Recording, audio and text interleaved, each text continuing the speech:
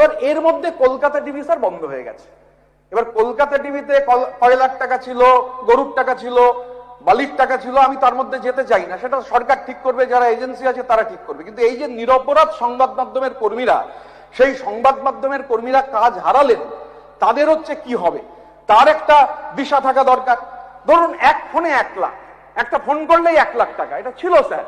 এখন এটা চিটফান্ডের টাকা, কয়লার টাকা, গরুর টাকা, বালির টাকা, ডোলোমাইটের টাকা, আমি যাচ্ছি না তাতে।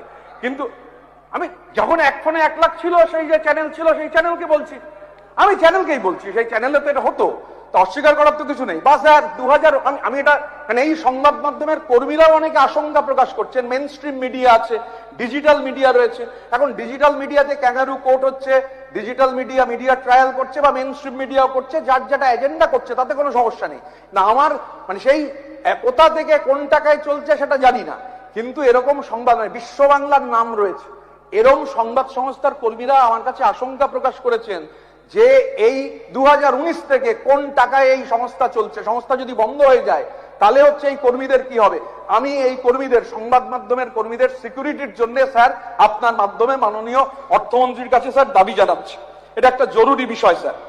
এবার স্যার পরিবেশের প্রশ্নে, পুকুর ভরাট, জল ভরাট, এটা একটা খুব মানে জ্বলন্ত প্রশ্ন। এটা এই জ্বলন্ত প্রশ্নকে অ্যাড্রেস করতেই হবে। ইস্ট কলকাতা ওয়েটল্যান্ড বা উল্টোডাঙ্গার ওখানে যে শালবনী ঝিল বিরাট, এগুলো বোঝানোর বিরুদ্ধে, বা আমি যেহেতু কলোনি এবং কলোনির লোক, মানে উদ্বাস্তু কলোনির লোক, হতে পারে আমি দক্ষিণের কলোনির লোক কিন্তু উত্তরের কলোনি, ধরুন খড়দায় যে বিপুল পরিমাণ জমি বোঝানো হয়েছে, সেই বিপুল পরিমাণ সাম্প্রতিক সময়ে শুকুর আলী বলে একজন ধরা পড়েছেন। তো সরকারকে দেখতে হবে, নিশ্চিত করতে হবে যারা অপরাধী তাদের শাস্তি হোক, কিন্তু এর সঙ্গে যাতে নিরপরাধ মানুষ জড়িয়ে না যায়, এই ওয়েটল্যান্ডের প্রশ্ন। আর আমি স্যার যেহেতু উলুবেড়িয়া পূর্ব থেকে নির্বাচিত হয়েছে, উলুবেড়িয়া পূর্বের যারা আমাকে ভোট দিয়েছেন, যারা আমাকে ভোট দেননি, আমি সবার প্রতি দায়বদ্ধ। এখন উলুবেড়িয়া পূর্বের মানুষের একটা কথা আছে, এটা সত্যি কি মিথ্যা আমি স্যার জানি না, কিন্তু এই কথাটা আমার মনে হয়েছে, যেহেতু আমি উলুবেড়িয়া পূর্বের বিধায়ক, আমার এই কথাটা হাউসে বলা দরকার। উলুবেড়িয়া পূর্বের মানুষ আমায় বলেছেন যে এটা জানা দরকার যে কোন গোপন মন্ত্র বলে জলপাইগুড়ির মালবাজার থেকে পুরুলিয়ার মানবাজার পর্যন্ত রাস্তা তৈরির সিমেন্ট বা অন্যান্য সামগ্রী উলুবেড়িয়া থেকে সাপ্লাই করা হতো। তো উলুবেড়িয়া সরকারদের বিরুদ্ধে মানুষ এই কথা জানতে চেয়েছেন। তো আমি যেহেতু উলুবেড়িয়া পূর্বের বিধায়ক, আমার এটা দায়িত্ব এখানে জিজ্ঞাসা করা, কারণ আমি সেই বিধানসভাকে রিপ্রেজেন্ট করছি। স্বাভাবিকভাবে এই প্রশ্নগুলো অ্যাড্রেস করা দরকার।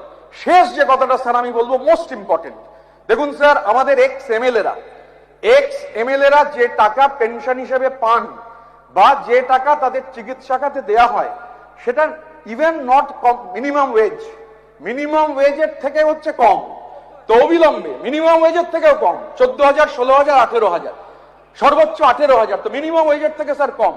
আমি স্যার আপনার মাধ্যমে মাননীয় অর্থমন্ত্রীকে এবং মাননীয় সরকারকে, মাননীয় মুখ্যমন্ত্রী আছেন, এটা অনুরোধ জানাবো যে চিকিৎসা এবং পেনশন বাবদ এই টাকাটা যদি 50,000 টাকা পর্যন্ত করা যায়, সরকার যদি বিবেচনা করেন, কারণ বহু প্রাক্তন বিধায়ক আছেন যারা সমস্যার মধ্যে রয়েছেন, এই 14,000, 16,000, 18,000 টাকায় চলে না স্যার।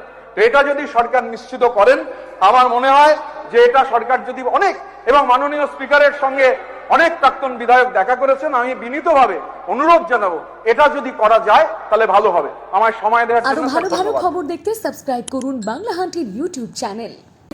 বাংলা হান্টের আরো খবর দেখতে নজর রাখুন। বাংলা খবর মানেই বাংলা হান্ট।